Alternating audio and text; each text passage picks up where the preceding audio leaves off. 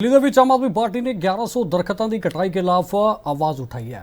आप नेता सौरभ भारद्वाज ने कहा कि आम आदमी पार्टी के वालों दिल्ली के वातावरण के नाल समझौता बर्दाश्त नहीं किया जाएगा।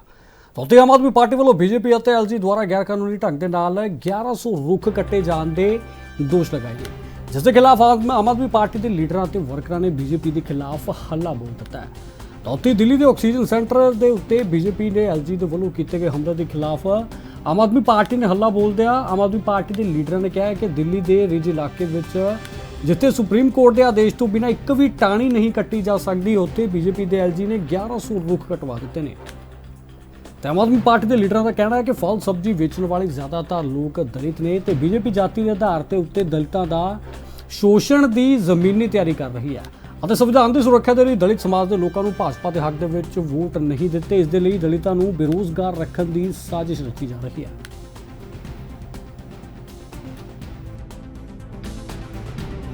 तो 3 फरवरी को गए थे और वहां पे पेड़ों को काटने के आदेश एलजी साहब द्वारा दिए गए। अब सुप्रीम कोर्ट के सामने ये बात साफ हो गई है कि आदेश एलजी साहब ने दिए और ये बात डीडीए की 2 ईमेल्स के द्वारा ये बात साफ हो गई है। एक और बड़ा षड्यंत्र सबके सामने खुल के आ गया है कि जिस तरीके से उस सड़क की अलाइनमेंट चुनी गई, उन सड़कों को चौड़ा करने के लिए आप फार्म हाउस की ज़मीनें भी ले सकते थे।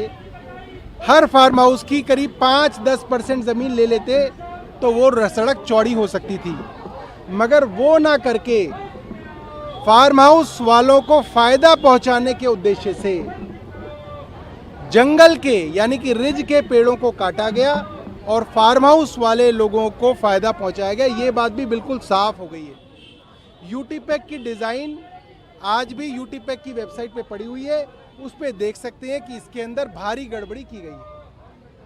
ठीक है, जानबूझ के वो खाना नहीं खा रहे हैं। देखिए, मुझे तो ये पता था एलजी साहब सीमेंट की फैक्ट्री में काम करते थे। वो डॉक्टर भी हैं, डायबिटीज़ के स्पेशलिस्ट भी हैं। ये जानकारी मुझे किसी ने दी नहीं। मैं उनका बायोडाटा कहीं देख नहीं पाया, मैंने कई जगह गूगल किया, मगर क्यों नहीं की, उन्होंने चुनाव नहीं लड़ा तो उनका कहीं पे भी एफिडेविट नहीं है जो ये बता सके कि उन्होंने जीवन में क्या किया है। यदि वे डॉक्टर हैं, डायबिटोलॉजिस्ट हैं, तो ज़रूर जो है मैं उनके पत्र को पढ़ के जो है उस पर चिंता व्यक्त करूँगा। एक कावड़ का इशू है जो नाम बदलने का है। आरएलडी के बाद अब चिराग पासवान भी ये कह रहे हैं कि इस तरह का। देखिए, आरएलडी तीनों ने हमारे समाज में कई कुरीतियाँ रही, उनमें से एक सबसे बड़ी कुरीति ये रही कि दलित समाज से आने वाले हमारे भाइयों के घरों पे लोग खाना नहीं खाते थे। उनका हाथ छू जाए तो वो चीज़ नहीं खाते थे।